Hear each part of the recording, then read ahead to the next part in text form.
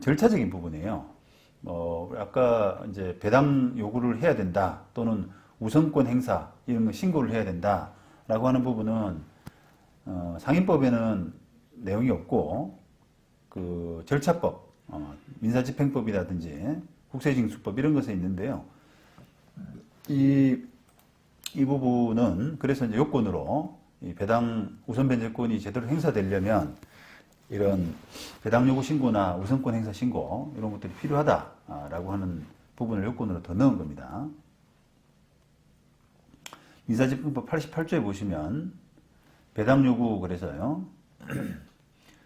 집행력 있는 정본을 가진 채권자, 그 다음에 경매개시 일정이 등기된 뒤에 가압류를 한 채권자, 민법, 상법, 기타 법률에 따라서 우선 변제권이 있는 채권자는 배당 요구를 할 수 있다.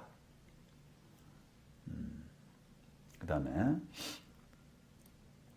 민사집행법 148조 배당받을 채권자의 범위 그래서 147조 1항에 규정한 금액을 배당받을 이거는 이제 낙찰된 금액이죠. 낙찰된 그 금액을 배당받을 채권자는 다음 각호에 규정된 사람으로 한다라고 해서 배당 요구 종기까지 경매 신청을 한 압류 채권자, 배당 요구 종기까지 경매 신청을 한 압류 채권자, 그 다음에 배당 요구 종기까지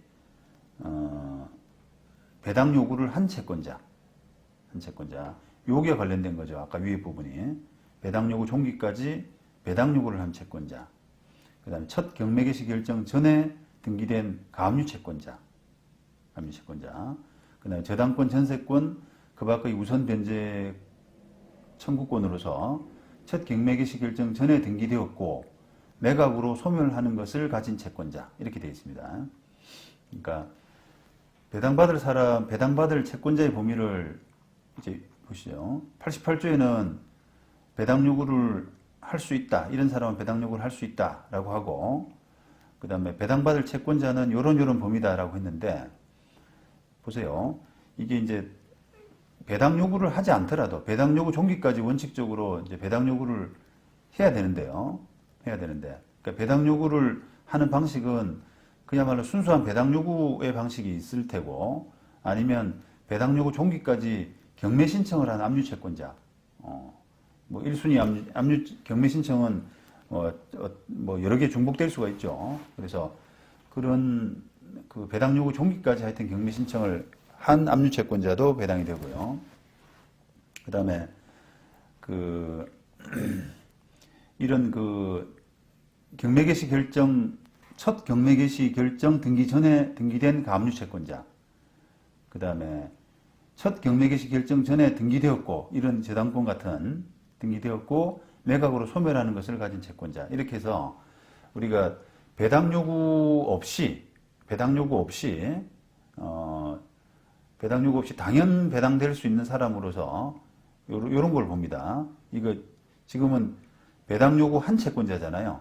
물론 경매 신청을 한 압류 채권자는 이제 특별한 사람들이고 보통은 배당 요구를 해야 되는 채권자들이거든요. 근데 여기는 지금 3, 4항은 배당 요구 한다 이런 부분이 없죠. 배당 요구를 한 가압류권자, 배당 요구를 한 저당권자, 전세권자 이런 내용이 아니잖아요. 그냥 여기는 그냥 첫 경매 개시 결정 등기 전에 등기된 가압류 채권자 이런 사람한테 그냥 배당한다는 뜻이거든요. 배당 요구 없더라도. 요것도 마찬가지로 첫 경매 개시 결정 전에 등기된 저당권자, 전세권자 이런 사람들은 배당 요구 없이도 그냥 당연 배당하는 사람으로 취급을 합니다. 그 나머지는 배당 요구를 해야 돼요. 물론 1호 부분은 별개로 하고요. 그죠? 그러니까 결국은 요런 3호, 4호의 경우가 아니라면 2호에 다 대부분에 해당되기 때문에 배당 요구 종기까지 배당 요구를 한 채권자가 돼야만 배당받을 채권자의 범위에 들어간다. 이렇게 해석을 합니다. 자, 근데 그래서 요 2호의 범위에서 지금 요게 들어가는 거예요. 2호에. 그러면 배당 요구 종기까지 배당 요구를 한 채권자의 범위가 뭐냐라고 하면은 집행력 있는 정본을 가진 채권자도는 배당 요구할 수 있다. 언제까지? 배당 요구 종기까지 배당하면은 배당 요구를 받는다 이런 뜻이고요.